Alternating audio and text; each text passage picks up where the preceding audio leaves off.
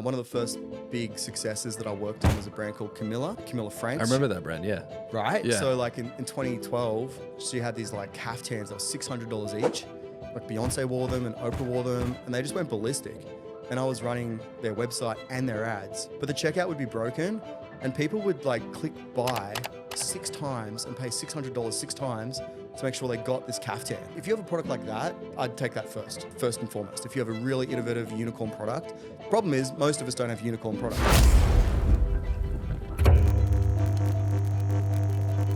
Jay Wright, welcome to the pod, man. Hey Dan, how are you, man? We're excited to have you here, bro. And I know you've been out there making moves and absolutely killing it for a long time. And I'm really excited that you're here because I think the world of e-commerce, branding, and paid media is going through a bit of a transformation at the moment. So I'm excited to just unpack, some of the stuff that did work, some of the stuff that is working now that you're really trying to tune in on, and how people out there can get a bit of a grip on what they're doing with their e-commerce and their marketing. Yeah, man, pumped. Can't wait to share some of the stuff we're doing. Hell yeah. So Jay, you're the founder of E-commerce Equation, which is Australia's largest community of e-commerce brands. And in 2023, your members spent over 224 million on ads alone. Yeah. Which is diabolical. Just Meta. There's obviously Google and TikTok in there, but yeah. Okay. That's diabolical. Yeah. And you've worked with startups and established brands and everything in between. So how do brands, when it comes to digital marketing and e-commerce strategies, differ? So e-commerce is pretty unique, right? Because you're shipping a physical product, and generally the consideration length and the price point like lower than say a digital marketing service. So that means you have often a much more spontaneous purchase. It's usually something that you can sell very quickly in a very sort of linear trackable fashion. So typically the journey for an e-commerce product would be add to product detail page, add to cart, checkout. Whereas if you're selling a digital service, like say I sell coaching, often there's a much longer consideration process. People need to build know, like, and trust. The conversion process might be multifaceted, where there's an initial opt-in and a sales call. And usually that can span over like 3 months, 6 months. I'm sure you have it as well, where people, reach out to you and they're like, I've been following you for a year and I finally need help urgently. And so it's very different to e-commerce, which is, in my opinion, much more trackable and much quicker in terms of how you convert people. Would you say that typically Shopify and e-commerce and anything of that regard is more impulsive and immediate versus trying to get traction with a concept over a long period? It definitely can be quicker. I think that you still need to build a brand 100%. And I think, in the age of Shein and Temu, like brand is a huge differentiator on why people will choose you over the other products. But the actual point where someone becomes aware of their need to solve a problem and the purchasing of a product that will actually fulfill on that solution is much quicker. But the actual selection criteria, I think brand still plays a big part in it. And so it definitely is quicker, but I still think there is a need to build a brand around your product and have that as part of your marketing strategy. That's a good point. And I think oftentimes, I've had many conversations with people and they've developed a product, they've done some form of packaging, they might have a logo, a color palette, maybe a nice little e-commerce box, a templated store. And in that regard, I understand a lot of people are trying to bootstrap to get their e-commerce store up and off the ground to monetize before they invest in branding. At what point do you suggest people should sit down and articulate their brands? And in your opinion, like what parts of that would you define as the important ingredients of a brand? Yeah, so I think with an e-commerce startup, the first milestone is product to market fit. And that can be quite an iterative process. Like when you're on a service business, you can change your service on a whim. You want to add something or remove something, you just change your website or your proposal document and it's changed. With an e-commerce brand, you purchase physical inventory and you commit to a minimum order quantity and that stuff is sitting on your shelf. So it's much harder to change the product. So the first milestone that people need to meet in e-commerce is really product to market fit. And I think that would be where I put most of my focus. So really in e-commerce, brand is obviously all the stuff that you teach and preach, but a big part of it is also the solution that you bring into the world and how you differentiate from the others. And I think the product is a pretty big part of people's brands and how they approach their new product development. So I think that's probably where I'd put most of my focus before, investing into packaging and going too far down that rabbit hole, because there's a chance you might need to change your product. So for example, I sell stubby holders online and it was my COVID business in 2020. I started Dad Cooler, and the thought was like, dads are hard to gift for. No one knows what to give them. They give them socks and undies. Like, what if we put like a fun message on a stubby holder with their face and just like fully customize this gift? And I launched that into the world, and it was okay. But the metrics of product to market fit that I look at, which is how much revenue do you extract from each visit to your website, were under our benchmarks for good. So I had to pivot. So I changed to putting the dad's kids' faces on the stubby holder, and that improved, but not quite to the point where it was scalable. And then someone requested a dog. So I put dogs on stubby holders, and that's like 80% of our product mix now is people buying the dog stubby holder. It's still called Dad Cooler. But if I'd gone and invested like a bunch of like resource into putting dad stuff everywhere and it ended up being more like dogs were the hero, it would have been kind of wasteful. So I think you got to get through that product to market fit phase first. And then I think you can really start to backfill and tell your story through branding a little bit more once you've got that real solidified product to market fit that you know is going to be scalable. That's a really good point. I think, trying to make sure that what you're doing really resonates with the target consumer. So when you say product to market fit, like how do you define that? What do you look for? And what are some things that you like to see to go, okay, this is a fit? Yeah, so I like metrics. I'm like a data dude. And so the telltale sign of product to market fit is that the amount of money that you extract from every visit to your website is at or around the benchmark from other good e-commerce brands. So every year we survey all our brands, and typically the revenue per visit is around $3. And that can vary a lot per category. But if you are buying traffic from Meta and you're competing against me and all of my members, and it's an auction, so we all roughly pay the same amount. Obviously you can get plus or minus 20 or 50% if you're good at ads or good at creative, but we're all kind of paying in the same zone. So really how much you get from that click is a big determining factor that I look at for product to market fit. So if you'll say sub $1, which my Dad Cooler was when I first launched, it's kind of hard to make money from that when everyone else is making 3 times as much per click. So if you're kind of getting in that zone of $2 plus revenue per click, to me, that's a really solid sign you've got something that people want, right? And you can be competitive in paid traffic. Yeah, and you mentioned going sub $1.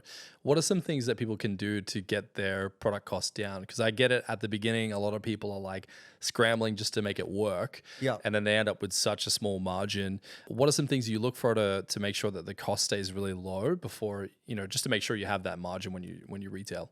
Yeah, so, unit economics is the whole game. And a lot of people don't realize that, but being ruthless with your unit economics and your cost centers is huge. So what you're talking about is like the variable costs of the product, which is shipping, the product cost, packaging, even merchant fees I would put into those variable costs.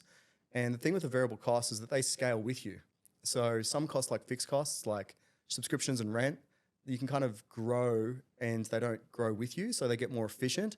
But you need to be hyper focused on variable cost. I think one of the things that people do not realize is how much margin they need in the product. So big mistake I see people make when it comes to e-commerce is that they'll find a supplier and they'll see that they can bring something into the world for $50 and they're going to sell it for $100. And they think 50%, margin or a 2 times double my markup. money, right?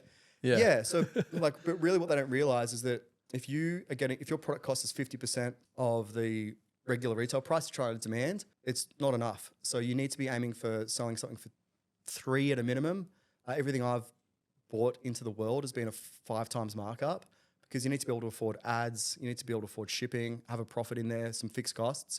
So initially it's hard because things get cheaper with bigger order quantities, and like a supplier is going to give you a better price on, 10,000 units versus 100. But as long as you can see a pathway to those volume breaks with your supplier, or you actually understand where you're going to land from a pricing perspective, I'd be aiming for at least 3 times. So selling for 3 times what you land for. So 3 to 5x.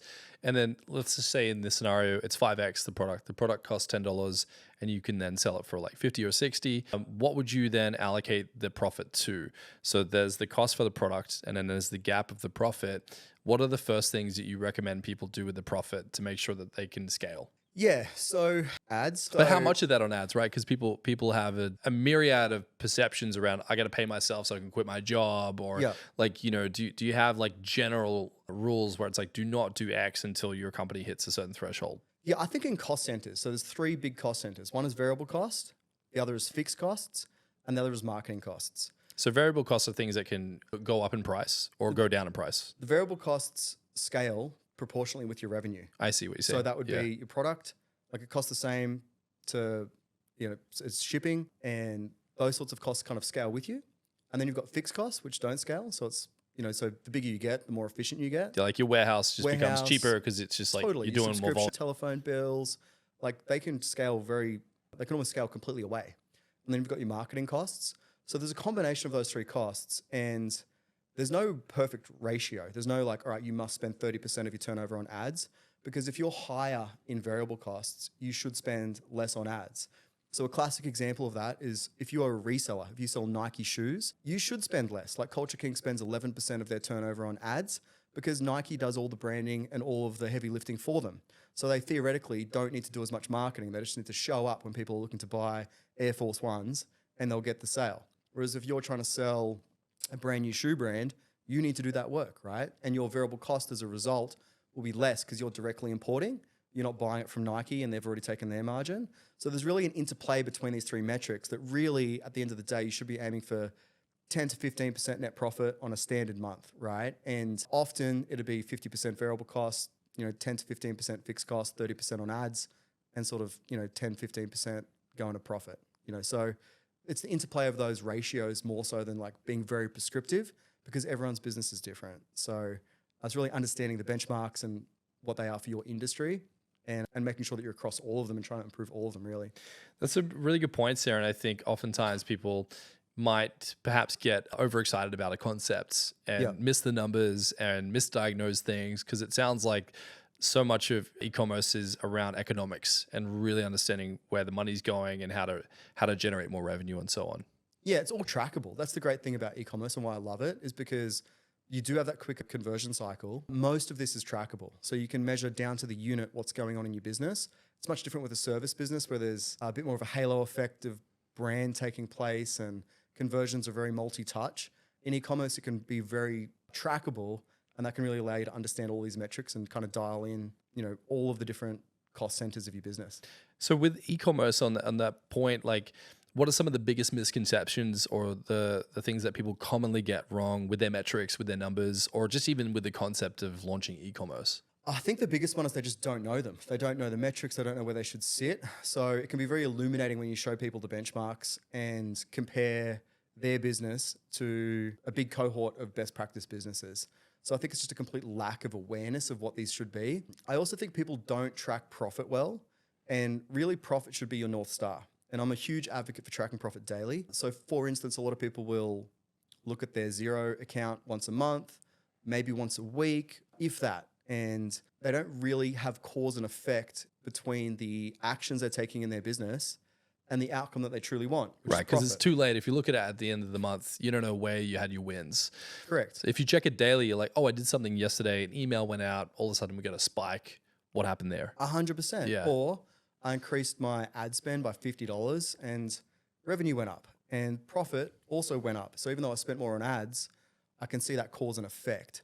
So I think really with metrics, it's about trying to create an environment, an ecosystem with your business where you can have cause and effect. Because as founders, like, we're all pretty smart. And if you had a hole in the wall and you could go over to it and put $50 in and it spat $100 back out, you would know exactly what to do. You would beg, borrow, and steal to get as much money as you could through that machine until it stopped working. But no one has that level of clarity in their business. And I think creating that clarity is the answer. It gives you unlimited confidence, right? And I often see people with a hole in the wall that's working very well, and they'll be trying to tweak it and go, how do I get $101 out of this? Versus just trying to put money through the sucker until it kind of stops working as effectively.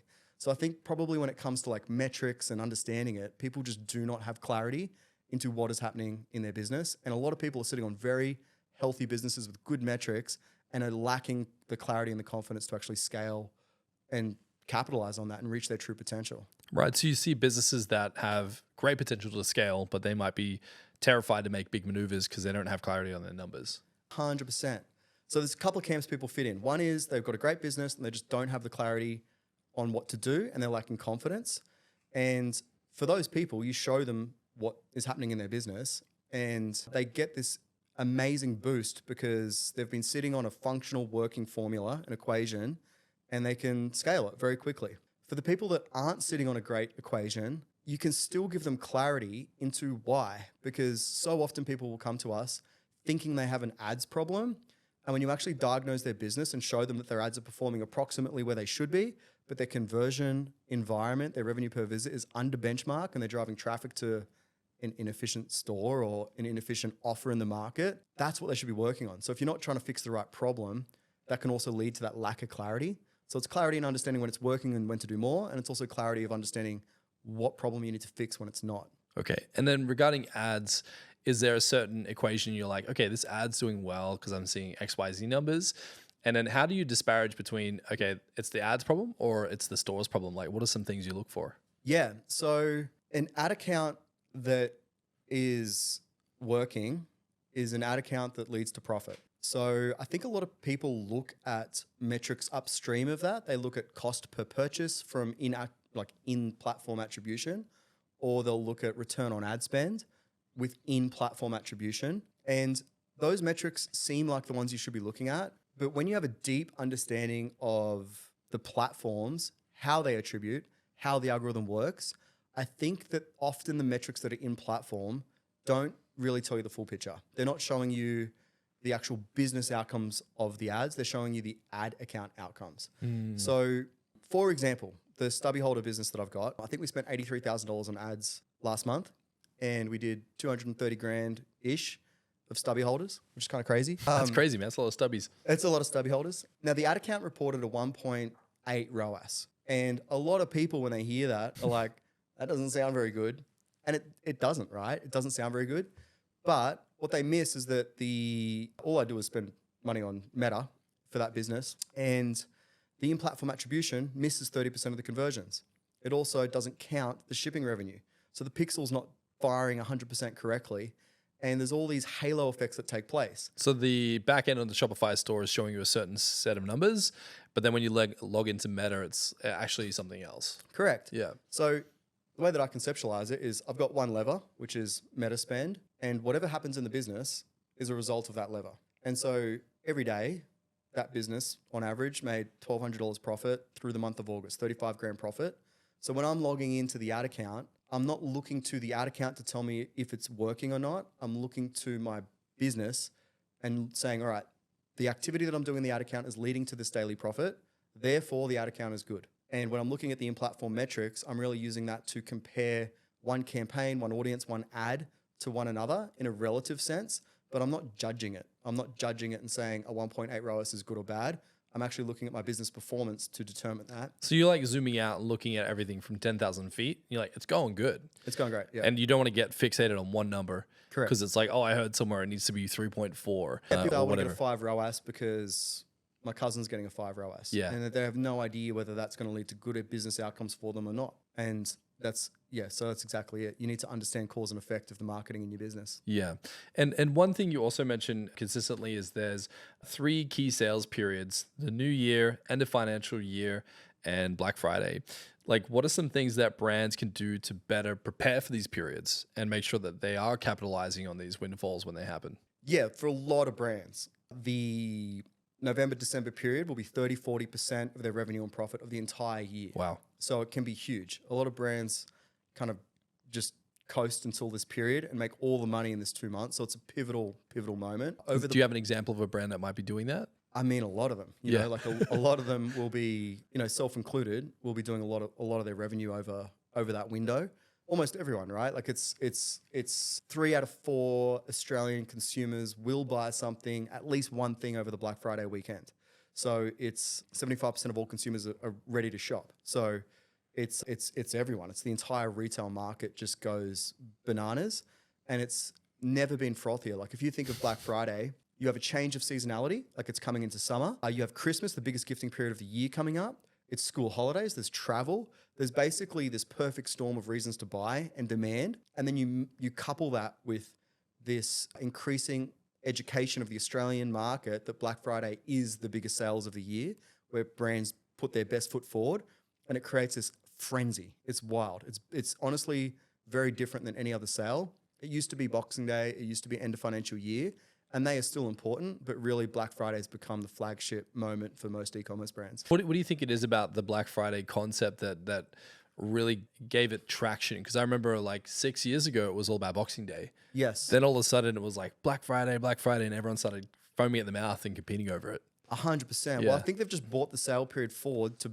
like a more peak demand period, because prior, Boxing Day was designed to clear stock that the retailers couldn't sell at full price. And everyone kind of knew that. Everyone knew that, Yeah. right? So you'd get the rats and mites stock, and it's also, you've already got all your gifts and you've been gifted everything.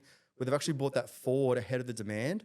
And I think that's what's created this wave of demand, because they're actually tapping in to when people want the product and a more opportune time. And one thing I've noticed is that the brands that are leading into Black Friday are competing earlier and earlier. It was almost like, a couple weeks beforehand, even in the whole month of. So like for you, like what are some things that brands can do to make sure that they are capitalizing on these peak seasons with their brands? Like things like around, I imagine, making sure you have a myriad of stock, making sure you might have a good offer or something special to hook people in. Like what are some rules of practice that you tell your students to do coming into Black Friday? Yeah, I mean, we start planning Black Friday in July. So like we spend weeks on this stuff, right? So one thing I just say on the timing is that I know you have a big international audience, right? So in Australia, we have gone earlier and earlier and earlier. And I think November as a whole has become Black Friday.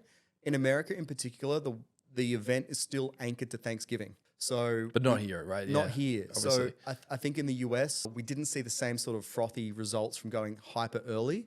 And I think it's because they have that Thanksgiving weekend. A lot of people launch on the Thursday. And it'd be like us launching Boxing Day sales on the 12th of December. It'd just feel a bit It's just weird. Yeah. Yeah, because we actually have Christmas and then Boxing Day, and it's like that in America. But in Australia, we don't have that cultural event that takes place. It's literally just a sale event. And that's allowed people to go earlier and earlier into the month. Now, there's a couple of phenomena that happen in November. The cost of ads between the 1st of October and the 29th of November, which is Black Friday, the cost of ads will double. So it's 100% more expensive to reach someone with meta ads. And that's just because everyone's competing for the same audience. Now, the other thing that happens is the value, the conversion rate of that traffic, that click also doubles. So if you can get your ad in front of the right person, the person who is going to convert at twice the rate, you can actually have a similar cost per purchase. So the mistake that I see people making is that they're not targeting their customer. They're not targeting their existing audiences. And ads are so expensive that it becomes really ineffective to build demand through that phase. So really people should be building the demand now before the October, November rush, so that they can harvest that through November. And that's how you kind of get the best results through that period. I didn't know that they doubled the meta rates through October. Well, meta don't double it. It's an auction system. So there's twice as much demand and there's the same amount of supply. So it's an auction system and everyone just bids themselves up. Oh, I never understood that. So you're saying in meta in and of itself, that when the market spend doubles, then you're splitting the attention in half. Correct. Yeah. Yeah. So it's basically priced dynamically based on the demand for that impression. And because everyone knows that during Black Friday, customers convert twice as much, the willingness to spend goes through the roof. And so you got to play into that and make sure that you are getting impressions in front of the most valuable people to you, which are the people that buy during the sale, your existing customers, people that have been thinking about it, less so randoms that are in, discovery mode.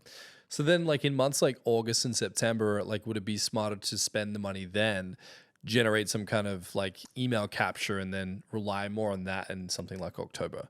100%. Yeah. So this month we ran a killer competition training for our community, a challenge to help them bring email capture into this month when ads are still cheap, and they can deploy that earned media, email, SMS through the most expensive period. So it's a very savvy observation. Yeah. Okay, cool.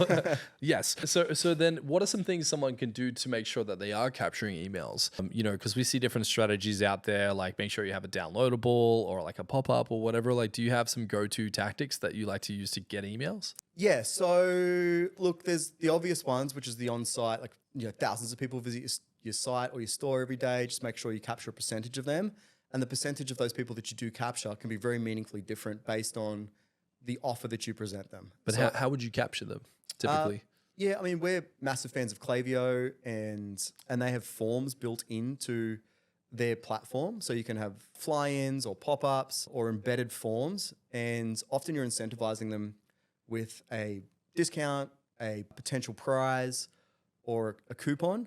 And I think split testing those can be very impactful. For instance, one of the split tests we commonly run, like by default, nearly every brand will start with sign up for 10% off. I'm sure you've seen this. Yeah, it's prolific. very common. So changing that to sign up to get $10 off is a very simple test, and it can be massively impactful because people don't think in percentages, right? So for some brands, simply just testing that form and what the offer is can have, like, you could go from a 2.5% opt-in rate on that to a 5% opt-in rate. So that might be collecting dozens of extra emails from traffic every single day with tests like that. But really you need to test it and find out what offer resonates for you. For example, with Dad Cooler, sorry to talk about Dad Cooler so much. No, I love it. I love hearing about it. It was Father's Day, right, this month. So we're just like, Good timing. you know, I tested like win a slab of VB, but it didn't work because I realized, oh, it's all the wives and daughters that are buying this, not the dads, right? So it didn't really appeal. So then, we changed the prize, changed the offer, and you can kind of find something that works with that audience. So I think testing the pop-up is probably the easiest thing. I'm a huge advocate of running competitions, paid traffic to competitions to get email addresses and phone numbers in the lead up to this period as well. Awesome, man. And I like the idea of just constantly tinkering and testing and looking. Yeah. Like look at everything every day. Because I think oftentimes in business, we can just put our head in the sand and finger crossed for the best. But looking at the data, as scary as it is and depressing as it might be sometimes, is maybe the thing that we need to be doing more of. Yeah. I mean, preach. That's 100% my philosophy is look at the data, it's all there. And equally, like if you were to invert that, okay, let's assume it's not peak season. What are some things that people can do strategically when it's like off season to make sure that they're capitalizing on their brand holistically for products? Yeah, I think that the peak occasions are obvious. You've got end of financial year, you've got Black Friday, you have Boxing Day. I think that the brands that do really well have a cadence to their business, a promotional rhythm where they are creating relevance for their brand throughout the year for different occasions and observations. So what I mean by that is if you can tap into what's current and what's topical, you can align your brand with it as long as it's on brand in a way that makes you relevant to that occasion. So for Dad Cooler, we introduce a mother's range, or we'll introduce pencil cases for back to school. And we're trying to constantly pull people back into the buying zone throughout the year and not just kind of coast or push into a big sale. And I think that's such a huge thing is just, understanding what are the relevant occasions and observations that are coming up. There's thousands of them, right? There's like World Chocolate Day, there's Kids Day, there's International Pet Day. And a little bit of pre-planning can be huge. So after Black Friday is very late this year and Cyber Monday ends on the 2nd of December, but we run a training called Customers by Christmas because what happens on the 3rd of December is people wake up, they've just been, bashed around by the biggest sales they've ever had. And you've got 14 days to the shipping cutoff for Christmas. So if you have nothing planned, that can be really challenging. But with a smidge of forethought, you can create some packaging, right? We've got examples of brands that sell lip gloss, which you can't really gift, but they'll create like a beautiful bonbon packaging that you can put on a tree. And now this $12 product is an amazing Kris Kringle gift or office gift. So I think a little bit of forethought in terms of what's coming up. How can I put a little bit of pre-planning, a small amount of money into gift cards or packaging or a photo shoot or a bundle or a colorway that will help my brand be relevant to that occasion and increase sales through that period. And that's what I see the best brands doing is they're constantly thinking of these beautiful serendipitous moments they can create for their customers, as well as maintain their sales without needing to go on discount all the time. Yeah, so rather than hedging all your bets on Black Friday, it's maintain relevancy all year round, try to farm as many emails as possible, and pop your head up and be like, hey, we're here for Halloween, we're here for Mother's Day, we're here for Valentine's, we're still relevant and we're slightly customizing our offer, our pitch, and our marketing for those different moments throughout the year. Yeah, 100%. Yeah. I do think there's risk around this. Like you don't want to just jump on everything. Like we've seen people jump on themes that are maybe politically sensitive that might not necessarily align 100% with the core values of the brand. So, you don't want to like jump on the US election if you're not a political brand, you know what I mean? So I think you do need to be kind of sensitive to like making sure it is aligned. But yeah, I think that's 100% the point. And you touch on relevancy there, and I think that's a key metric, which is like, for me, relevancy is all about like, hey, we're like you. we get it. Like we're the same. We see the world the same way. We share the same concepts, the same moral compass. And if you're getting in the election, you're kind of immediately severing a part of your community. Yeah. But I guess moving on from the election, as that's sticky at this point in time, you touched on brand authenticity and trust. What does brand authenticity and trust mean to you? How do you define them? I think in the e-commerce world, like brand authenticity and trust really come from following through with your promise you're making to customers. So people generally are buying a product to solve a problem. And I think that the way that you deliver on that promise is very important. So a lot of that comes down to a lot of little product decisions, like how you choose to engineer your product and design it and what factories you choose. There's a lot of small decisions that people don't realize go into these products, down to the GSM and the weight of the fabrics or the stitching or the finishings. There's a lot of stuff that goes into a product. And really, I think the details, the product and the details are the brand. And so I think the way that you actually execute your product in a huge way in e-commerce does really lead the brand. No, and I think you made so many good points there. And it's just the attention to detail that seems like something that you're commonly paying attention to is like, let's look at the detail, let's look at the data, let's keep our finger on the pulse.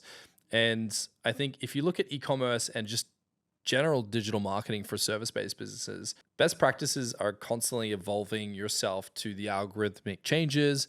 I understand human psychology stays the same, but like, how do you make sure you keep your finger on the pulse regarding the algorithm, regarding market shifts? How do you keep on top of these changes and I guess stick to best practice? Yeah, there's a lot of changes. And I think the good news is that a lot of these changes are simplifying. So if I was to think back to 2011 when I started buying ads, it was very different. You know, it was confusing and you would have to do thousands of micro adjustments, essentially trying to find the optimal targeting and the optimal ads. And now Meta has, in particular, as well as Google, all the platforms really are embracing AI. So I think a lot of the changes that they're making are simplifying. So for instance, in the last 2 years, Meta has bought 450,000 of these NVIDIA H100 chips. And sort of luckily for them, they were investing into VR, which turned out to be an absolute dog of a product decision. But they had all these chips that they've redeployed into AI. Yeah. And what that's meant is that they've deployed that AI in two ways. One is Reels. So they've moved from the social graph where you would see content that your social network was publishing to showing content that it thinks is going to be relevant to you based on its inference about your actions and behavior. And that's been huge. So Reels has now become 50% of time on platform. And that's wild, right? But the other way they've done it is they've deployed it into the ads interface and they've basically taken a lot of targeting options and everything off of the consumer and off of the advertiser. So really the changes now that I'm seeing come through are simplification. And that's great because it's very empowering to people to have a simpler platform. What we're really seeing is that creative is becoming the new targeting, and the type of creative that you're putting out will dictate who Meta shows that to. And I think that's a really big change. So we've gone from being kind of button pushers to really creators. And every brand, whether they know it or not, in the next couple of years, if they haven't already, is really going to need to embrace being a creator, or at least having in-house capability to create content, whether it's organic or ads, to kind of fuel these new AI algorithms. So I think they're the things I'd be watching out for. We obviously are a massive advocate of peer-based advisory and shared learning. That's why we built our community. So you don't have to figure things out yourself and waste your money or be dependent on a third party to tell you what's working. We kind of democratize that through our community. I'm a huge advocate of that, obviously. And that's how I think, you know, a lot of people do like to get that. So that's how I think a lot of people stay current, is through learning through other brands versus being dependent on third parties. And there's a couple of the things that I'll be looking out for as well. I think it's really interesting because I like to go back and look at history and see if cycles come back. And if you look at like the 70s, 80s, and 90s, like good creative was really important. Like if you just go back and type in like creative ad campaigns in the 80s, they were out of control, like epic, wild, epic stuff. The early 2000s come in, you see television really peaking and broadcasters and channels doing really well. And then towards the latter ends of like, 2009, everything started to really migrate heavily into digital ads, SEO, blog writing, and so on. Do you think that it's kind of backlashed in a sense where it's like everyone's jumped on the, typical digital ad concept, but they've executed creative poorly. So now you have an ocean of average or subpar creative, and the ones that are really creative are really standing out. Like, what's your take on it? Do you see it as like a cycle that's returned where it's like we want the creative stuff again because of how much noise there is? Like, what's your take on it? Yeah, I definitely think it's like quality of creative. I also think people with the advent of TikTok and Reels want to be entertained. And when I look at the feeds, Because it's so accessible now. so accessible. Yeah. But most people are consuming those platforms for entertainment. And so previously, I think people were on Instagram for inspiration, ideation. And if I go back and just scroll through feeds of members that are crushing it right now, say, for instance, it's a jewelry brand that is going really well. And if I scroll back to when they started e-commerce Equation, their whole feed was beautiful model imagery shot in Milan or totally, and it's just Yeah. like looks amazing. And if I look at Nikki's feed now, it's like Nikki with a green screen, like just like she's rolled out of bed and she's saying like, this is why we do solid gold because, and she's like, oh, look who just crept into my DMs. And it's really this new wave of brand where it is often founder led and often it's inviting people into the actual business, breaking that like facade and actually being real, being authentic and actually showing people the why behind the brand in a way that is entertaining and allowing people to buy into the mission of the brand, not just the products. And so I think that that's the big shift that's taking place right now is it's about entertainment, authenticity, and doing it in a way that's native to these new platforms. Yeah, and it feels innovative as well. Like to get full unprecedented access behind a brand that's killing it is really fun. It's like a reality show. It's like watching F1 Drive to Survive or something. You're like, oh, this is what really goes on behind the scenes. Yeah. I love this person. I love this character. I'm in. I'll buy some jewelry or what have you. What are some things that people could start considering doing for content? Because I agree, when you go to a feed and it's just photography, it's not inspiring. It's not entertaining. It's been done and it just feels like another copy and paste page. And I think it's common and easy to do that, but what's uncommon and difficult is to be founder-led and create content. Yeah. Do you think it's a common versus uncommon trait or trope? Like the people that make the effort win the most reward? Like how do you see people really taking advantage of this kind of trend? Yeah, I think that's the big hurdle. For a lot of brands, they don't want to be founder-led. They don't want to get in front of the camera. And I think that it's a real disadvantage if you do not personify your brand in 2024, 2025. Like if you are not creating authenticity and you're not inviting people into the reasons you're building the brand and a behind the scenes look, increasingly people aren't interested. They're not interested in a product for a product's sake. They really want to be part of something and they want to understand who they are buying from. So I think that's the big hurdle. A lot of people really struggle with the idea of getting in front of the camera. I did like 5 years ago.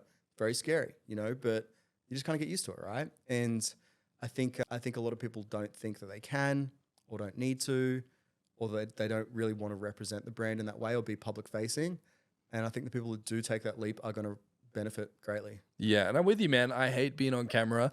I'm a mad introvert, and I often joke with the guys behind the scene here, like my first reel took me 8 hours to film. Yeah. It was just a lot of F-bombs and stress and red face, and I call it camera-itis. I'm like, the camera's on, and I turn into a werewolf. I'm like, I don't know how to handle this. Yeah. But you rinse and repeat, you do it enough, and then it just becomes like an object and it doesn't mean anything. And I think we have these concepts in our mind that like, oh man, like being on camera and being the face of my brand equals all this fear and overwhelm and stress. And it's, if you just zoom out and just go, well, what does the market want?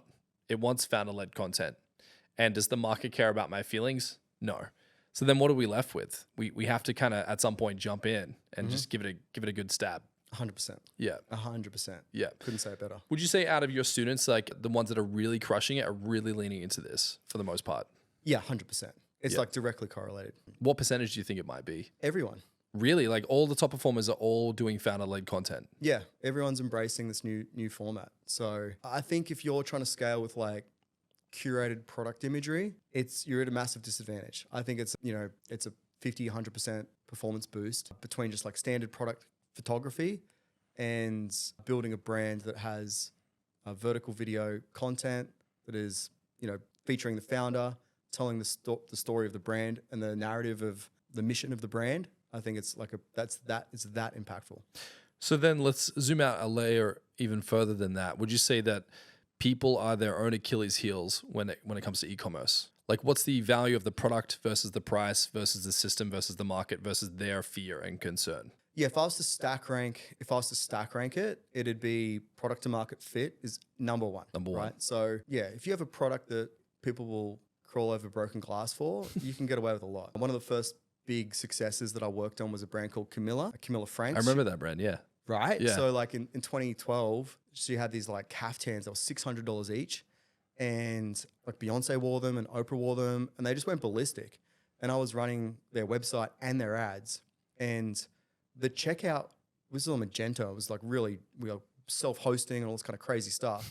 But the checkout would be broken, and people would like click buy 6 times and pay $600 6 times to make sure they got this caftan, you know, and it's crazy. So like if you have a product like that, I'd take that first, you know, first and foremost. If you have a really innovative unicorn product, the problem is most of us don't have unicorn products. Most of us have average products, right? By definition, people watching this are probably average. So then once, you know, product to market fit absolutely would be my number one. Second would be unit economics, because if you have amazing unit economics, if you can land your product and sell it for 10x what you land it for, you can just spend more on shitty ads, you know, and you can get away with it. And third would probably be the ability to produce content in the format that's working right now. So, but it's definitely top 3, Dane. No, I get it. And I understand that. And I think like the product fit, that makes sense to me. Yeah. Because we always say like, if you try to speak to everyone, you speak to no one.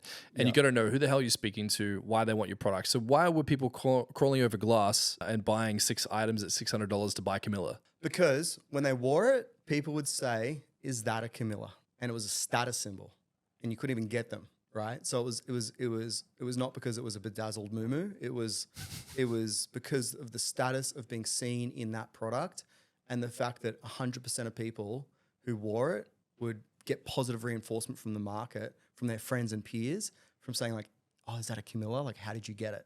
And so I think like it was scarcity around the product, limited supply, and then massive social proof from these big influencers wearing it, created this perfect storm where like I think that's why people would crawl over broken glass for it.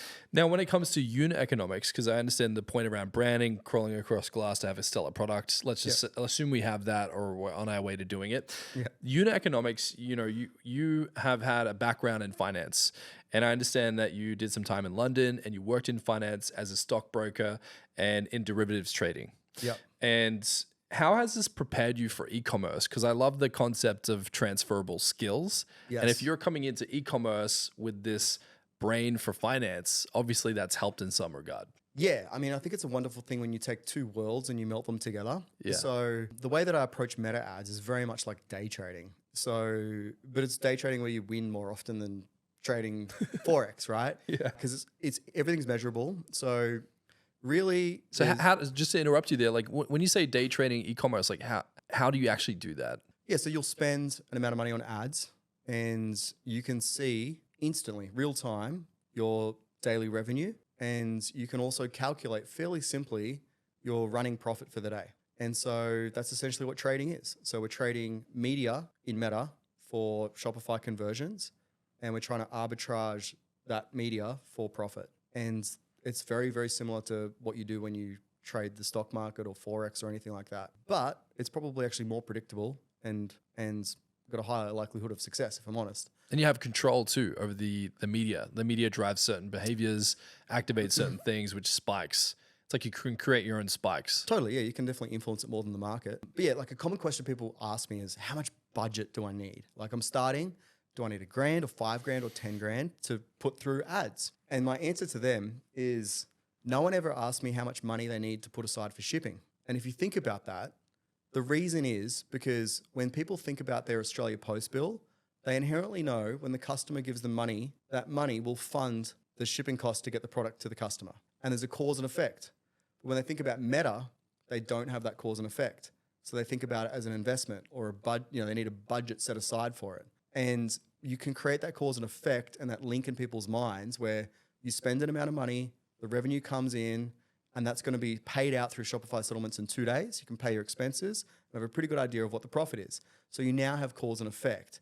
So when I spend 83 grand last month on advertising stubby holders, or I've spent 80 grand in a day in the past, right, on different products, I don't have, if I'm spending 10 grand a day, I don't have $300,000 in the bank. That's not my budget. I have, a couple of lots of 10 grand and I spend it over and over and over again. I rinse and repeat it.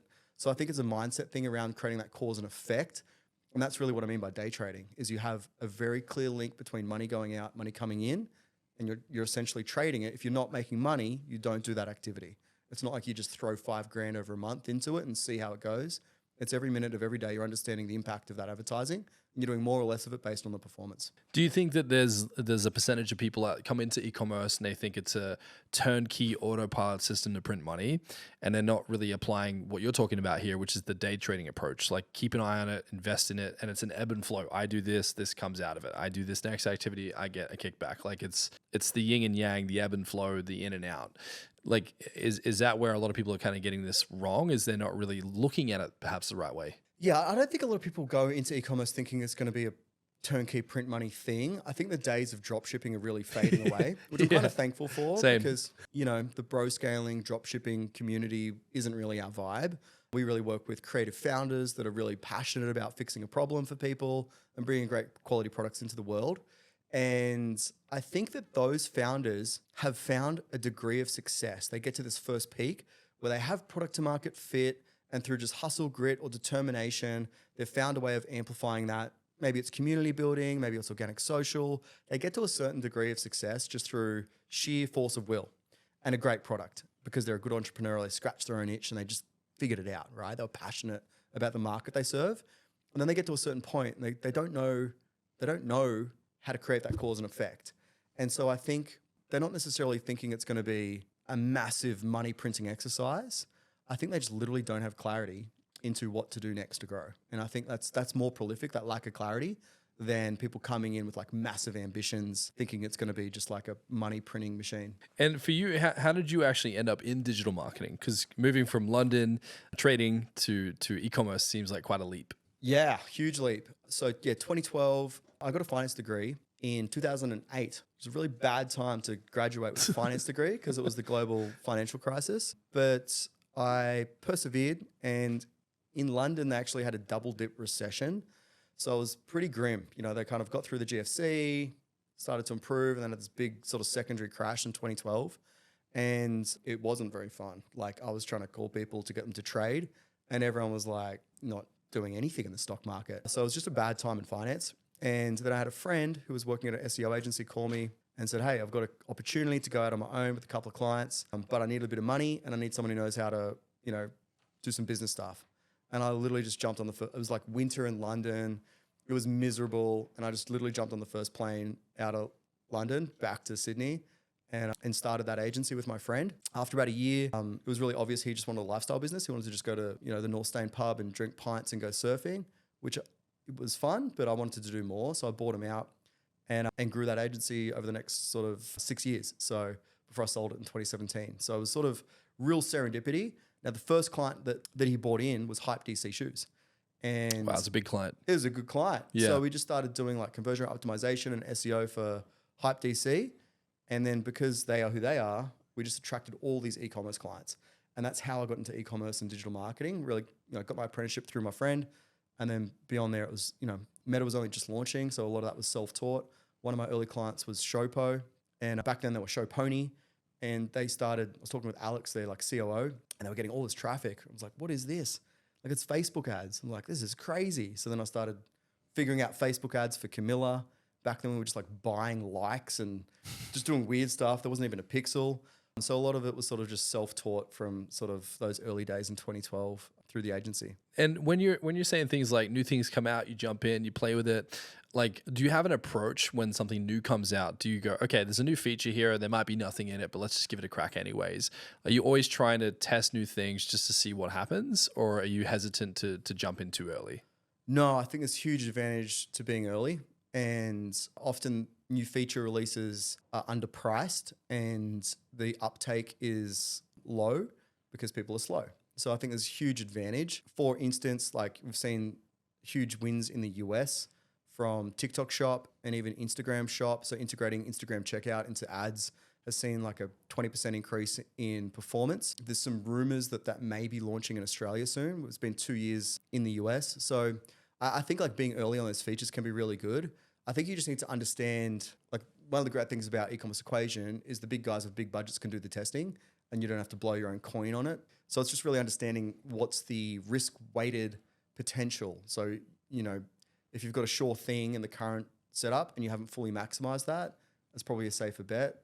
But at least being aware of and understanding what's happening on the fringes and getting some intelligence either from a group like e-commerce equation or through podcasts or whatever you do, and knowing when to jump on something like Instagram checkout or TikTok shop, I think is definitely advantageous to kind of be an early mover. Yeah.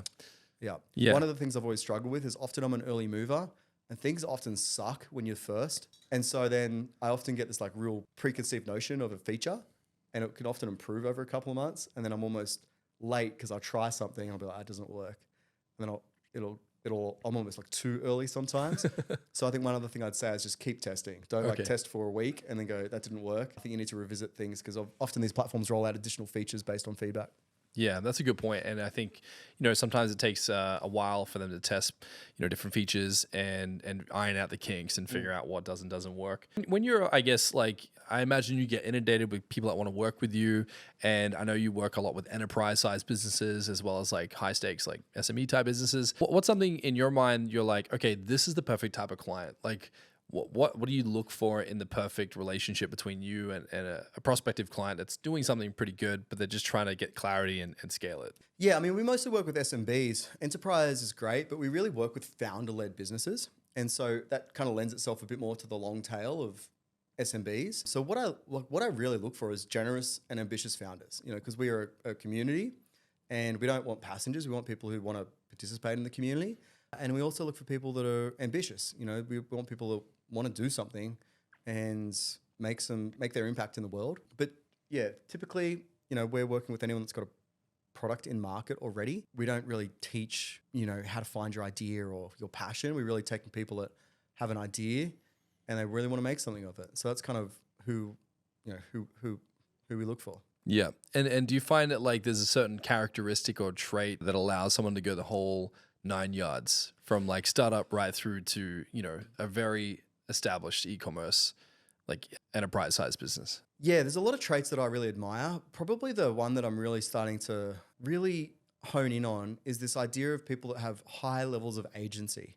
So for me, agency is resourcefulness and it's a bias towards action. So when I think of some of the most successful founders like Jason from LSKD, when he's got a problem, he'll just talk to everyone that he knows and he'll network his way to be introduced to the fabrics guy from Lululemon or this factory in Sri Lanka, and he just gets stuff done and he has zero doubt or disbelief that he could do that, he could make that call, or he could network his way to those people, or even that it's he has no hesitation. And I think some people come in and they think, I don't know the answer, I don't know what to do, and they're a little bit more reserved. So that idea of like high degrees of agency, which is like you are the only one that's going to fix your problems and no one has the resources, right? We all have to find our own resources, which is resourcefulness and the ability to just say, I'm going to take action today and get stuff done. Like they're the traits of the people that go the furthest, I think, and stuff I really admire as well. And we've had Jason on the pod. Oh, cool. And dude, he's a beast. He is a beast. What he's done with LSKD, for those that don't know this brand, just type in the letter LSKD and have a look. Like these guys are absolutely in a meteoric rise right now, like challenging brands in Australia like Nike, like really smashing it out of the park. And I think, you know, from the time I've spent with Jason, because I've hung out with him a few times, you're right. Like he's extremely curious. He's always networking. He's always trying to find the inside scoop. And a lot of the initial success he had was because he spent a lot of time sitting down, having lunch and coffee with people that were far richer than him and had a lot more, I guess, experience in something than he did. And he's just sitting there like a sponge learning. 100%. And then doesn't just stop there, immediately implements it. That's the key. That's the key. Like, you know, I'll read a book on values and culture and think about it. Jason will have his values written on the wall that afternoon, you know, it'll be, and everyone will be like beaten to the drum. He's just got this ability to affect action and that bias towards action, not just to take the information, but to just have the audacity to go, I'm doing it. And everyone kind of gets on board. And I think that's true leadership. And I think like that's a trait, not just in Jason, but a lot of the brands that we see have these meteoric rises. They have this like real agency about them, and they just get stuff done, find the path. Yeah, everything's urgent, everything's now, and everything's like, let's get it done. Totally. And I think the good thing about, his approach to business is like he really cares about people. He loves his team, and he tries to do good in the world at the same time.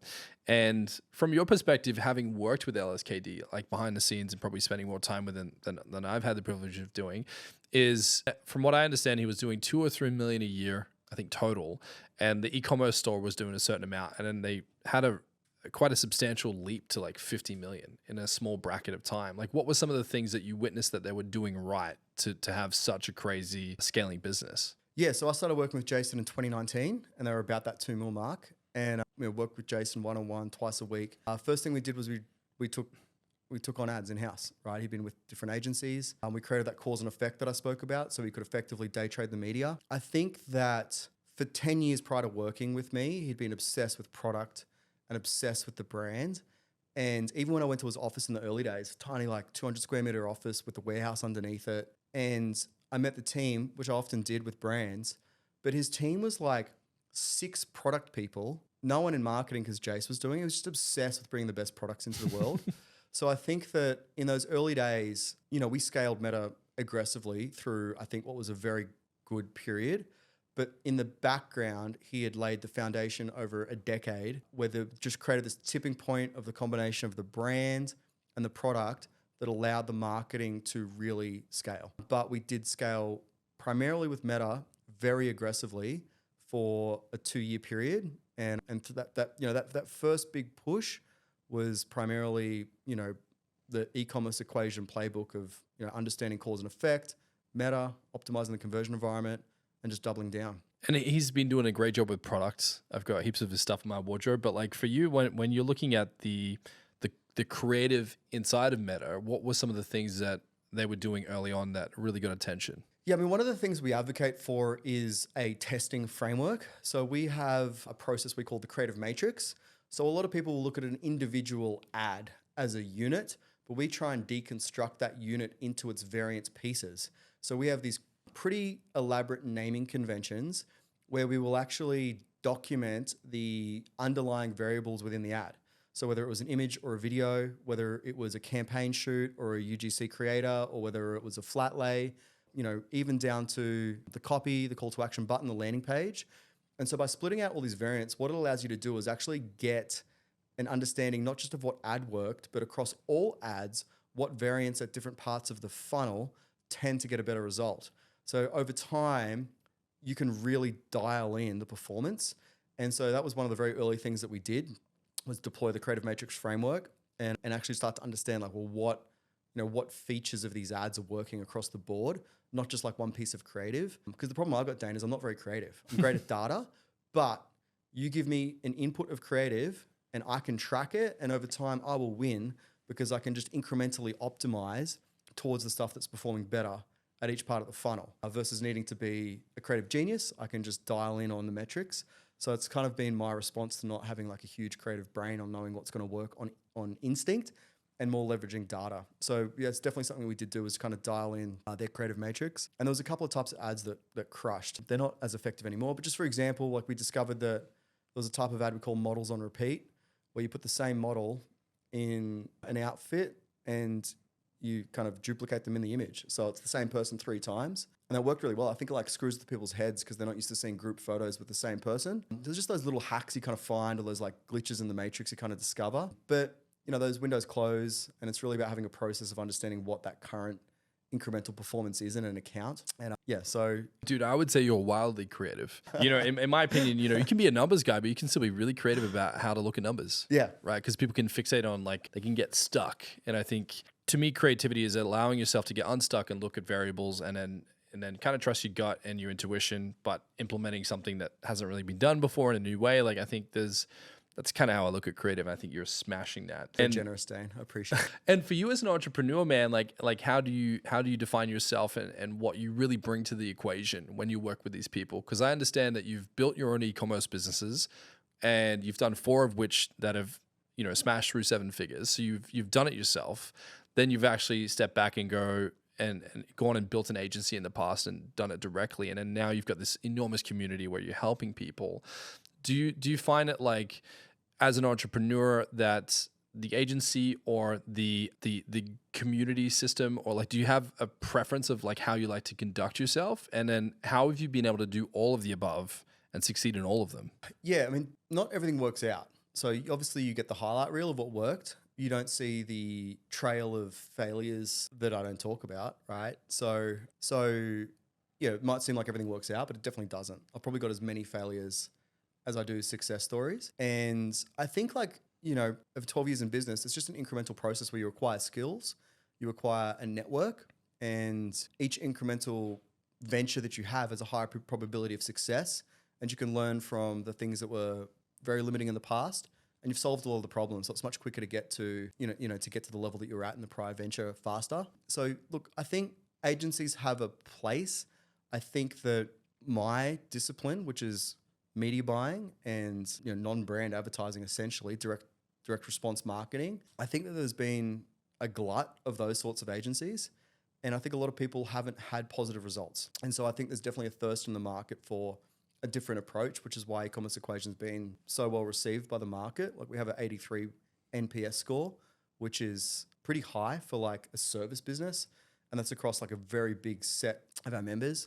So yeah, I think at its core, business really can be quite repeatable, and it's just understanding how to move it forward. Like, what are the constraints? What do you need to do that day as a founder to kind of move your business forward? And that's what we teach, and it's what I definitely apply to every business I go into. And I think the failure piece there is important because, even if I look in my rear view mirror, like so many things went wrong, and you can get all bent out of shape about things that don't work out, or you could look at it and go, what were the lessons here? Yeah. What did I gain? What did I adapt? How did I grow? I developed character, and there's a Jim Rohn quote, which I love. And he said, if all your failures held a seminar, what would you learn from it? What are some of like potentially the most challenging failures that you've been faced with? And then what did you pull out of those car crashes? I think the probably biggest lesson that I've learned is to focus. So when I started my agency, I very quickly found that entrepreneurial itch. And I started a granny flat marketplace to connect builders with people that wanted to build a granny flat. And a granny flat, just for those that don't know, it's a secondary suite. So it's like in the US, you would call it a secondary suite, but a granny flat is a second home you put on your spare land in your backyard, essentially. And pop your granny in it. Yeah, or or in Australia, you'd probably rent it out for $1,000 a week because our property market's crazy. But so I did that, and then my friend worked at Google X, and so he was working on the Google Glass back then, and we started a tracking app. This is 2013. And the glass was the glasses that you could see I right? remember that. So it started like this venture there, and then another friend wanted to take on Alibaba, so I took an investment as sort of like the fractional CMO for a business called Quality Trade, and I just did like 6 things at once, and none of them worked. So for me, when I sold the agency in 2017, if I'd have just directed all of that effort and energy and money into the agency, it probably would have been 10 times as big. And I think that's probably the biggest lesson that I've learned. And so like when I've done e-commerce equation, it's been my sole focus, and it's even the e-commerce business I'm doing, they've mostly been put under management or divested. They just don't take any of my time. And so I think the biggest thing for me has just been like to focus, like one opportunity, as long as you've calculated the total addressable market size correctly, and you understand the scalable unit of what that looks like, it should be big enough. And I think it's hard enough to do one. So that's probably been the biggest lesson, is just don't get distracted, and to focus and to fully reach the potential of one opportunity. And so that's really what I'm trying to do with e-commerce equation. And that can happen with us serial entrepreneurs, is like, there's another idea that's exciting, let me dive in. But you're so right. Like oftentimes we meet clients and they're trying to start 6 things at once. Yeah. And none of them are monetized. And it's like, let's just focus here. Let's get really good at that one thing and scale it. And even myself, like, we did the book this year, we did an online course, we're traveling the world and doing keynotes and all the rest of it. I'm not trying to impress you, but it impressed me in a certain way where the agency was growing. But when I kind of was like, let me zoom out for a second, like how hard am I actually going on growing the agency? Yeah. And I was like, wow, I could spend a lot more time on that. Yes. And in the last 2 months, we've 2.5x'd our business because I'm just focused. Wow. And for such a long time, it was like, okay, all these other things are great. They're generating revenue, bringing in ad spend. But I think when you just really zoom in on the problem and you're like, what are we actually trying to do here? Where's the money actually coming in? Let's just focus. And I think so many entrepreneurs miss that opportunity because they're too distracted. 100%. That's so impressive. And I even think within your business, I wake up every day and I'm like, what is the bottleneck? And then I'm trying to focus on that as much as I can that day.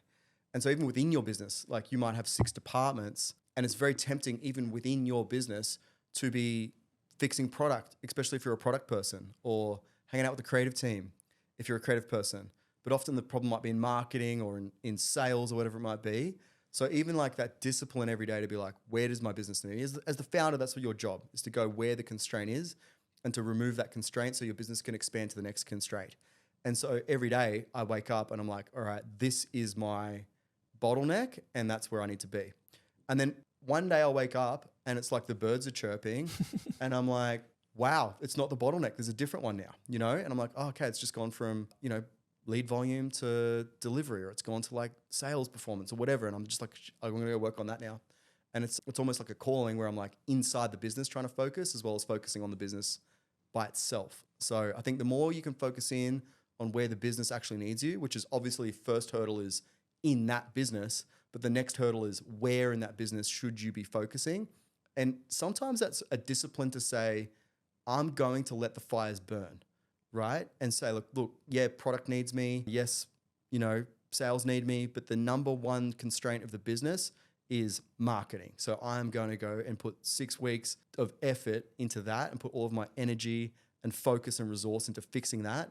And then I'll go figure out what the next biggest fire is to put out. It's really important that you dialed in on that, because I think oftentimes we can be, as business owners, attracted to the thing we're good at or the thing that we want to do, or this is my preference, you know, because in my case, you know, I'll be producing media or I'll be producing online courses and materials, which is like things I want to be doing. But then if you zoom back out, it's like, oh, okay, like, hang on a second, we actually have a sales issue or a marketing issue. And it's like, I don't really want to do that right now, but I have to.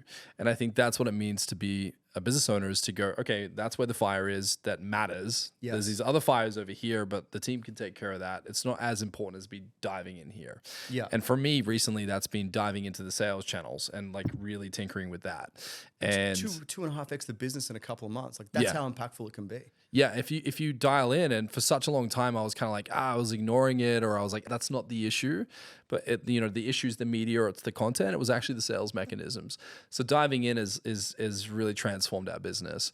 For you, what are some of the things that you're diving into now that you're tuning that are making monumental impact? Yeah, so my big focus is markets, I guess. So recently we bought on a private equity firm, and it's just been tremendous. Like we 3x last year from a pretty big base, and really we're starting to play like a bigger game. So having having the Glow team on board has been so awesome, and they've brought in a bunch of new talent. So we've recently brought on a CFO, chief of staff, chief product officer, people that probably wouldn't work with me if I was just some bearded dude in Newcastle. But now we've sort of like legitimized ourselves with this investment. We've got access to this kind of crazy talent. So now we're sort of looking out at, you know, at a certain point you start to look out and you go, what's our total addressable market in Australia? And we still have a long way to go there. But you start to look at other horizons, and those bigger picture things start to become the thing that I can focus on, because I've got an amazing team that are focusing on the day-to-day, right? The product delivery and the experience of the members and their performance and, you know, the finance. Like I've got a team that are taking care of those constraints. So now really I'm looking at the US. So we're building our US team. I'm over there on Saturday again. So really we're really focused on creating an amazing experience for the US community, which we've got a wonderful group of brands there already. And I'm excited because those guys are doing things a little bit differently, and a lot of that stuff is aspirational for the Australian brand. So there's cross-pollination that's happening, which is just amazing. So that's my current focus, is sort of building our US business, which is very fun. Yeah, and also going abroad also probably creates new challenges. You know, different times of the day, and trying to coordinate things is always interesting. Very challenging. But yeah, I mean, on Saturday I'm flying to New York. It's like a 27-hour flight. That's a challenge. But yeah, there's a distance factor. There's a time zone factor. There's cultural factors. There's different channels. Like Amazon's 55% of revenue there. For e-com here, it's only 15%. It's much more influential. There's a huge bunch of different challenges. It's a great market in America. Like they pay way less sales tax than we do with GST. Shipping's like way cheaper. So it's actually probably a better e-commerce market, if I'm frank. So yeah, so it's a good market in a lot of ways. It's a bit challenging for us to kind of capture it, but they're all solvable problems. Yeah, it's always brutal when you get off 27 hours of travel and then you got to be turned on and do business. Totally. Yeah, I'm looking forward to that. Because I went to New York a couple months ago and I was just like totally rattled just from the travel. Like I need a 2-week break just to get my head back so I can do business. So if you ever see a Aussie abroad doing business, they're a gangster, straight up. Be gentle. Yeah. So, dude, what are some of the most influential things that you use to upskill yourself? Do you have any books or podcasts or programs that you dived into that really gave you this skill set that we're talking about? Yeah, I mean, I'm very aware that I'm making all the stuff up as I go, right? And so I think we all are. yeah, so I'm constantly just trying to find people. I mean, I'm trying to emulate that agency concept, right? Which is just trying to find people that have done what I'm working on. So probably, one of my biggest influences is my coach. So since 2020, I've had Tucky Moore as my coach, who's kind of behind the scenes of all of the biggest coaching brands you'd ever see. Like he's coached Hormozy, he's coached Dan Martell, all roads lead back to Taki. He's sort of the pioneer of this sort of business model, and he's been super influential. Like I spoke to him at 8 a.m. this morning. Any question I have, I'm kind of like leaning on him a lot. So he's probably been one of the biggest influences in this business. We'll tag him in the bio, so shout out to Tucky. Thanks, Taki. But I think my approach is whenever I'm working on a constraint, I'm trying to figure out what I need to know for that constraint. So I think a lot of people recommend books and courses that are not relevant for people with their particular constraint. But if I'm working on something, say if I need to scale lead gen, I'll be trying to figure out, all right, well, who are the top people at this and how do I get in front of them? How do I talk to them or their marketing person? So you want to talk to the person of that space? 100%. Yeah. Yeah, or just like who's doing this well. And so, earlier this month, for instance, I was, for instance, lead gen, we're building out our marketing team. We haven't really had to today. But really, as we start to scale, we're like, all right, let's go for it. Let's go build out the marketing team. So I'll just reach out to the top 10 people, right, in the space. And I'll just say, hey, can I chat? I'll share notes with you. And I'm really trying to educate myself on what are they doing? And then I'll be asking them the question, what are the courses? What are the books that you've done? Did you do a YouTube course? Did you do, a webinar course? And I'm just trying to consolidate all of the stuff that has benefited them from their proof. And I think that's more how I approach it, is real time, what's the problem I'm trying to solve, and get educated on that particular problem, one skill at a time, versus just broadly looking at stuff just in case I need it. I want to consume stuff just in time for me to get the result, if that makes sense. Yeah. And you've, I imagine, had different seasons in your life where you've approached a different expert to solve that particular problem. Totally. And that's typically what I've done, because I do consume a lot of books, probably not as many online courses and programs, but I love physically reading and listening to audio tapes. But yeah, whenever I've really faced a challenge, I try to find a person who's dealt with that before, who can kind of guide me through it. Totally. Yeah. And it gets harder the bigger you get. So, we're multi 8 figures now, and you're sort of who out there has solved this problem, So it does get harder as you get bigger, because you're really trying to find people who've solved a specific problem that's quite unique, which is, there's a diminishing amount of businesses that get to that size. So really building that network is great. But I do find that the entrepreneurs at this level are insanely generous and supportive. And so, just reaching out to people. I think people are sort of shy. I think that people won't answer them. But I'm in my DMs, you're in your DMs, we're all here. And obviously can't get back to everyone. But if you're a multi 8 figure entrepreneur and you sort of say to another multi 8 figure entrepreneur, can we jam? I'm going to say yes, sure, let's compare notes and see what you're doing. But I think a lot of people don't feel like they can reach out to these people, or they're inaccessible. And some probably are, right? But it never hurts to ask, right? But surprisingly, there's a lot of people out there that absolute ballers in business. We had Jacob Adams from The Iconic, and he has 2,000 followers, and it's photos of him and his dog. Yeah. But you can DM him and chat to him totally. And sorry, I apologize, Jacob, if you get bombarded from this. But yeah, I think people are typically approachable. And one thing I've noticed as well is when you can actually do live troubleshooting and problem solving with a person, they keep you accountable. Because if you read something in a book, you're I tried it. Yeah. But then if you have a coach, they're you did it the wrong way, do it this way. You're oh, okay, let me try it again.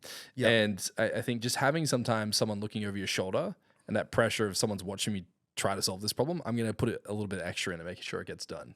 100%. Yeah. Same as a book recommendation. Like I jumped on a call with Toby Pierce recently just to talk about leadership and building teams and being a better manager. And he recommended a book like The Executive Leader by Peter Drucker. It's this like monster. There's no way I'd read that sucker if I didn't like want to. I'm going to hang out with Toby again soon. And, you know, like I kind of don't want to look like a douche that didn't follow through. You don't want to be that guy that's like, I didn't get the time to read Yeah, it. that's you know? right. You know, so for me to get the next bit of advice from Toby, I kind of got to get the input that he's talking about so we can riff on it. You know, I've been there before and it's just like audible, double speed, let's go. Yeah, advice. Good advice. If you can handle it. So for you, man, like how would you like to be remembered? How would I like to be remembered? I think the number one thing is I'd like to be remembered as a good dad. You know, like I've got 3 Hell yeah, kids. dude, one of these. Let's go. 3 kids? Yeah. Yeah. And so, you know, like that's probably the number one thing. Like it's not I don't care what anyone else thinks of me, but like they rank the highest, you know? So yeah, like if at the end they, you know, have positive thoughts of me and I've benefited them and helped them reach their self-actualization of what they want from their life, I think that nothing else would matter, you know? I think secondary to that, like I like to think that I'm putting good into the universe. And, you know, one of our number one values at E-commerce Equation is good vibes and just trying to benefit people and help them. Like, I think business is really hard for a lot of people. It was hard for me when I was going. And so, like, if you can help someone with their business and they can have a breakthrough or get success or even alleviate some stress or avoid some stress, and they can have the positive impacts of a successful business that their family, their customers, their community has, I think that's really huge and impactful. And so, you know, like I just came from a lunch and I had a client come up to me and say, I'm 1 year in, I just crossed $3 million. I did a 45 grand day yesterday. I'm moving out of my mum's house and I'm just starting to renovate our house. I've got enough money now. And I think like that's a positive thing in the universe. Like we've helped that founder create some positive impact in their life. And I think the more positivity you can put into the universe, the more good you can put into the universe, the better, right? So I think if at the end my kids, you know, have positive thoughts of me and I feel like I've added more to the universe than I've taken and helped people, I'll be stoked, you know, and hopefully I've had some fun along the way. That's beautiful, man. And I think us dads will always do more for our kids than kind of anything. And it's a weird experience seeing this little human come into the world and you're like, okay, like I am completely responsible for your life and your well-being and setting an example for you. And yeah, I got a 4-year-old and a 2-year-old, so I can relate. You're in the thick of it. Yeah. It's a big responsibility, but I think you also realize that they're them, you know, like I really thought that I'm going to shape and mold these kids. You can't. They're them, you know, and really you're just there to like help them become themselves. And so I think that takes a bit of pressure off it. You just got to make sure, you know, it's so crazy, the nature versus nurture thing. Yeah. I think like seeing all 3 of my kids be so different and their personality sort of like starting like to I raised them the same. How are they so different? I know. Yeah. So, but yeah, it definitely does add a different dimension to life. And I think a really positive way. Nothing motivates you more to get after building a business either. Yeah. Do you have a quote or a mantra that you've carried with you on this journey that if heard on this podcast could be downloaded and actualized, what would that be? Wow. When I was starting my business journey, it was pretty tough. Like I had a business separation. I bought my co-founder out and it was pretty tricky. I didn't know what I was doing. It was like 25. I didn't even know what an invoice was. So I started from no idea of what I was doing. And I listened to a lot of Tony Robbins. And I think like I went to like 4 times and I did a lot of like self-work with Tony Robbins. But one of the things that he said was, you know, if you can be a blessing in other people's lives, your life will be blessed. And I think like that really resonated with me, just trying to do good first and you know, lead with that. And so I've got the quote here, which you share often, and you've stated it as your favorite quote. And the only way to become wealthy and stay wealthy is to find a way to do more for others than anyone else is doing in an area that people really value. If you become a blessing in other people's lives, you too will be blessed. bang on. What does that mean to you? Well, I think there's this concept of value, right? Which is if you can fix a valuable problem for a large group of people and you can do it with that first before wanting to take, everything else comes later. You know, so I think the order of that quote is quite important. It's, you know, you add value, you be a blessing to others, and then you will receive. And I think initially, especially like when you're getting into business, like you have a lot of primary needs. You need to survive. And I think people can get that wrong. They're trying to think about their own, you know, their own outcomes first. And that works up until a point, you know, but I think when you really want to build something significant, you can't lead with that. You can't get people to come work in a company that is just there to make you money. I mean, you can for some, but you're not going to get the best talent. Yeah. You really need to have a mission and a purpose that serves the world, that people want to be around and be proud to come to work and do every day. And so I think that's, sort of really, particularly with the e-commerce equation, how I've tried to create the mission and the values. Really, it's all member centric. I would agree with that. And I have a concept which is called hacking Maslow's hierarchy of needs. So, the pyramid where at the top it says self-actualization. Yeah. And then everything in between, which is usually like, survival, water, food, shelter. And it doesn't really get to community until toward the top of the pyramid. Yeah. And I think a lot of times in business, if you're stuck in survival mode, it's very difficult to actualize and to, I guess, share from our framework, which is giving to others. 100%. But if you can bypass that survival state and go straight to, I'm just going to give value, I'm going to help people despite my survival lifestyle that I might be in, what actually happens is you move to the top of the pyramid a lot faster, because when you give value to others in the world, what happens is there's the law of reciprocity. The law of reciprocity, which is they want to give back. And that's how I started my business, dude, which was I showed up on Instagram. I gave it all away for free, despite being in survival mode, despite being in a ridiculous amount of debt. And what happens is if you give, people want to give back. And in your space, if you give to your community and help people make money and generate revenue, I don't know how to explain it. Like the universe just kind of starts to open doors and things start to go your way when you shift out of survival mode and into an actualized mode where you're like, let me help people. 100%. Yeah. 100%. And it's so counterintuitive when you're it's opposite of what you think survival is. Yeah, you want to like make a buck, but it's really hard to actually, especially when you're in that moment where you need to survive, to actually give it away for free. All your instincts are screaming to like monetize this, like get the sale. And if you can withstand that and, take your approach, I think that plays out a lot better in the long run. I agree with you, man, wholeheartedly. When you wake up in the morning, what gets you fired up and keeps you going? What gets me fired up? The 2-year-old kicking me in the head. No, I'm just joking. I can relate. A little joke. What gets me fired up? I mean, like life's pretty good. I live in Newcastle Yeah. and I get to spend a lot of time with the kids, and I got an awesome team. I love my members. I love getting to serve them every day. But yeah, like when I wake up, I'm kind of excited just to hang with the kids, get them to school. And, I think at this point in business, there's a lot of variety. Like today I did an onboarding call for the new members, and then we went and I interviewed a guy worth $3.8 billion, went to lunch with a few members. I'm here with you. And it's just fun. It's just really fun now. So I think like just the variety and the experience of getting to do stuff, which I would have pinched myself 2 years ago to think that I could do, like that even one day would look like this, is just wild. So I really love the journey, and I think each day just kind of gets better, And so, yeah, I don't know. I think that's what kind of gets me fired up, is I like what I get to do every day. You get to play, you get to hang out, you get to roll through your empire. Yeah. Connect with people. Love it, man. Yeah. And last question for you, which is, what's a door you need to kick in to go to the next level as an entrepreneur? Wow, what a great question. So I think I'm a very good leader in that I know what we need to work on. I can set a very clear vision. I understand how to articulate a mission that's meaningful and create behaviors from our team that are aligned with our values. I think I'm not the best manager. I think I'm just a little bit intolerant to mediocrity and a little bit impatient. And so I think for me, the door I really need to kick in is affecting change through our organization, through others. Very willing to just go rip a lid open and fix the problem myself. But at a certain scale, you can't be everywhere that the problems, there's just a degree of scale where change needs to now come through others. And that's been I think we added 40 people in the last 12 months. We've tripled. So, jeez, man, that's a lot of people. Right. So like, I think that I'm still kind of catching up to management of team. Thankfully, I have some very experienced people around me. Like my chief of staff is, just an absolute veteran of business and has taken multiple brands through this phase. So I'm really leaning on those people a lot. But yeah, I think like if I had to kick a door in, it'd probably be being better at people management, not just like pointing the direction and leading. I think that's something I went through last year. Yeah. Yeah, because I love doing it myself. I'm like, I'll fix it. I'll write it. I'll change it.